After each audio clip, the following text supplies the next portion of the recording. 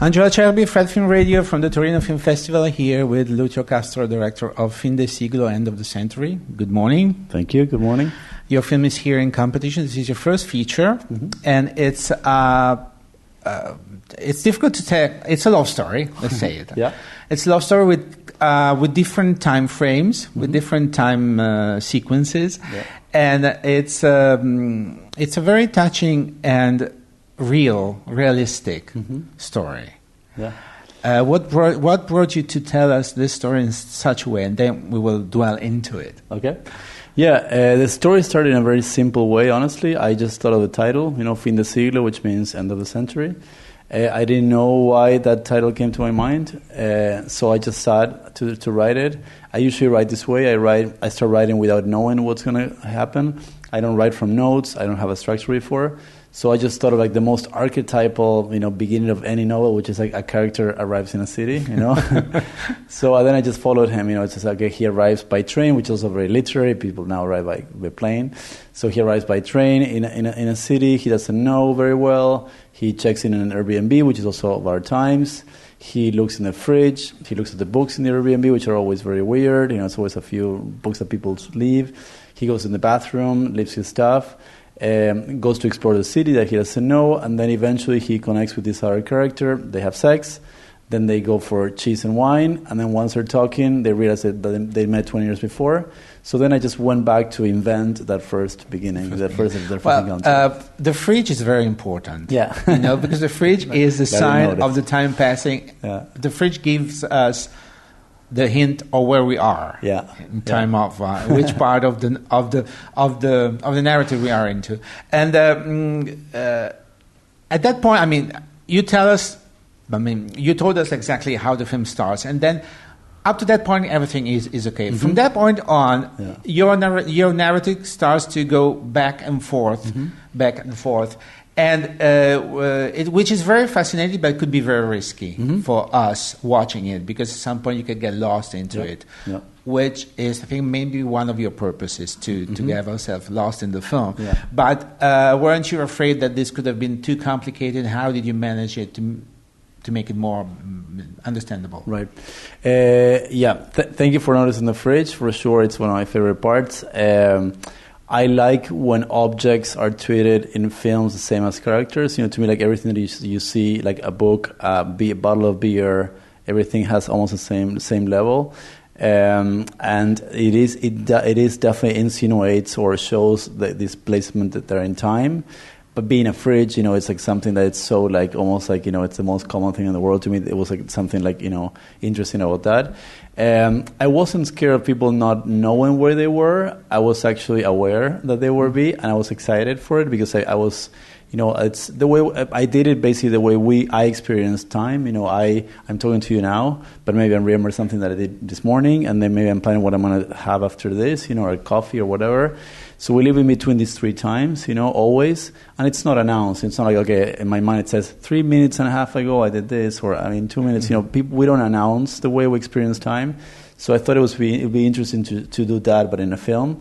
Also, the film, I think, has, you're right, the shift is at first jarring or confusing, but then once you understand the story and what they're talking about, the characters, you know that they are in a different time, And if you don't know, it's fine. You're just hearing people experiencing something, which is also okay. But yeah, I like as a viewer when I'm not fed everything. The director doesn't tell me what to think. You have to work on it. Exactly. But when it gives me the chance to work, and I feel like I'm treating better. That if they tell me what to feel now and they put a sad music, cry. I usually reject that when someone pushes me in everything in life. When somebody pushes me in one direction, I kind of like push backwards. So I feel like the film allows the viewer to. Not build their own story, because of course the story is quite clear, I think, to me, but it has these ambivalences and ambiguities with time and space that the viewer can then start putting their own experiences in it. Yeah. Did you have any kind of reference in mind when shooting? Yeah. Or to take inspiration from? Yeah, for sure. We were watching with the DP and the actors The Antonioni's The Eclipse, which is one of my favorite films. I mean, I love Antonioni in general. I watch all his movies every year. And Rohmer's A Summer Tale, the beginning has a lot of Rohmer of that too. There's a German director now that I discovered a film that I really loved called The Dreamlike Path, and Marseille also by her. And she's called Angela Schanelek. I feel like these three directors were pretty much in our minds before shooting it. But of course, when we shot it, it became their own things because the actors are so much themselves that it became about them. Some people see the Linklater trilogy because of the two actors in a summer town. I like that movie. I like those three movies, but honestly, that wasn't. It wasn't your. I actually haven't seen it in a long time. Yeah. And talking about the actors, there is a very specific and visible connection between the two actors. It's like they rehearse a lot. I don't know if you did a lot of rehearsal or not, but they are like very natural, and you cannot think of them being actors. Yeah. Like you were spying on an actual love story between two men. So how did you work with them to make them so real? Yeah, thank you for that. That's great that you think that. No, honestly, they met before. There was a problem with flights, so they met the night before shooting. Okay. So they are very good actors. Exactly. So they're just very. I mean, people, usually people ask me about the chemistry. how long they met before. They worked a lot. And my answer is always, they're just smart actors. I feel like if you're a smart actor, you can fake chemistry even with an actor you hate. And if you're a bad actor, you cannot show chemistry even with someone you love. So they're just great actors. We did talk about many things. For example, the switch in time, the sex scenes they were a little bit nervous, not because of any moral concerns, but it's just but just the way it is because it just is a very uncomfortable. They're uncomfortable scenes to shoot because they're two naked people. We're not used to being naked, unless you're a porn actor, which is maybe they are. But I don't know. They are. Exactly, it's not the case. Exactly, not the case. So it was more about let's do it. So what we did is basically the actor had done a film before where the director had told him, just with him and the actress, just pretend like you're having sex and I'm going to just steal shots. And then when he saw the final movie, it was just like 3 shots. And he was like, you should tell me those 3 shots instead of, we wasted so much time. And I would have been much better in those 3 shots. So that's what we did. We planned each shot exactly. We're going to see from here to here, and it was like go and stop. So they were very fast to shoot, honestly, but they were very planned beforehand. And there is the sex parts are really sexy and really intimate too, but there is no. It's love making. It's not sex making. Yeah. This is what it comes out. So, so this method you have works. Okay. So just noted it that for next time, you know that those sex scenes shot in that way, they works a lot. There is. I was talking with friends that because I shot the movie in London, and so I sent people, friends of mine, just go watch the films. Thank you. And they were fascinated but concerned about the ending, because the ending is an ending that gives you as a viewer 100 possible scenarios that you have to pick your own. And you decided to close the film not on them but on the city. So you start with the city, and you have you show Barcelona with great love, with great attention to details. You love the city that much.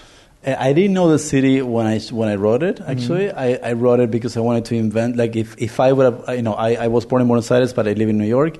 If I had written about those 2 cities, it would have been hard for me to understand, to be a tourist, to see it with tourist eyes. Like if I land in New York, I guess I'd take an Uber. It's like I can't imagine like an imaginary. In Barcelona, because I didn't know it, I could imagine like he arrives by train. Like I'd be much more imaginary, It was more poetic for exactly, you. Yeah.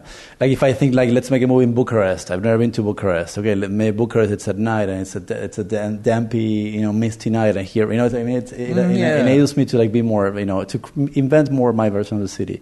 But you're right. The film starts. To me, the film is like it's a trip from exterior to interior. The city at the beginning of the movie is very exterior. It's, you see it from outside, and in the end, it's the city view for me viewed through Ocho's state, the state of being. That's why I picked that like transition between night to morning, which is like everything. It's like that almost like that part of that time of the day where everything's a little bit more like like people are usually sleeping, and it's like that very like weird, strange light in between states. And when he's kind of like in between states as well. And the film to me goes from very concrete to very ethereal. Also the story. The story is very concrete at the beginning, and then it becomes much more. Is it a dream? Is it not? Is it a possible thing? So to me, I like the transition, that tripping from exterior, interior, concrete to ethereal. So to me, the movie has that transition. You're right. The ending can have many interpretations, and I love when people have different interpretations. I, of course, had an intention when I did it, but I don't like saying my intention, because I feel like if I state it, then all the others will be, the ones that are not mine will be like cancelled, and of course that I would have just written. But yeah, for sure, the film, I think, especially the ending, awakes many interpretations, and many people connect with their own experience, and they say or they think whatever connects with what they lived.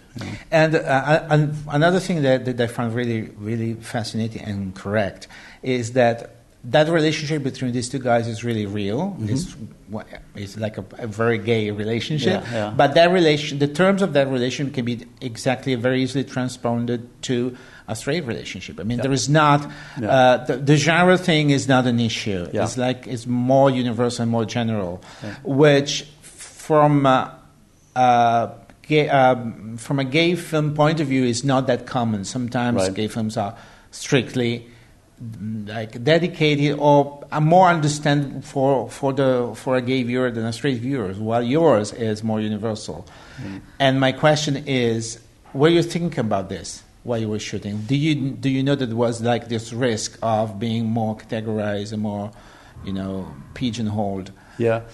Well, thank you for that too. I do think that lately there's there's a lot of what we call gay films that I guess that are just destined to the gay audience, which is of course a huge audience, and some of those films that are just made for that are fine. But I'm interested in film, Mm-hmm. I love film. There's some African films that I love. There's many Japanese films, Chinese films that I love, that they speak very specific communities, and I feel like the more specific you are, the more general. And I feel like that these gay films, to me, it's the opposite. It's actually they present this generic gay sense of humor, and to me that makes them not that interesting, Mm-hmm. But if a film is specific about something, then it can be, to me, it's more appealing. And yeah, I mean, this film, as you said, it's of course a very gay film, of course, because it is. But it's what happens and the mixing time and their feeling of this moment of attraction. Many straight people, of course, and thank God, told me that they connected with that as well. The same way I connect with so many straight films in my life. Exactly. But normally when there is a gay story in a film, it's automatically categorized as a gay audience film, and that's it. Which is a pity. Most of the time. Yeah. It's also a sign of our times that are changing, and people can understand. Exactly. Yeah. Well, thank you very much. Thanks for Lucio Castro, director of FIN DE SIGLO, the End of the Century, here in competition at the 37th Film Festival. I'm Angelo Acerbi for Fred, the Festival Insider. Thanks so much.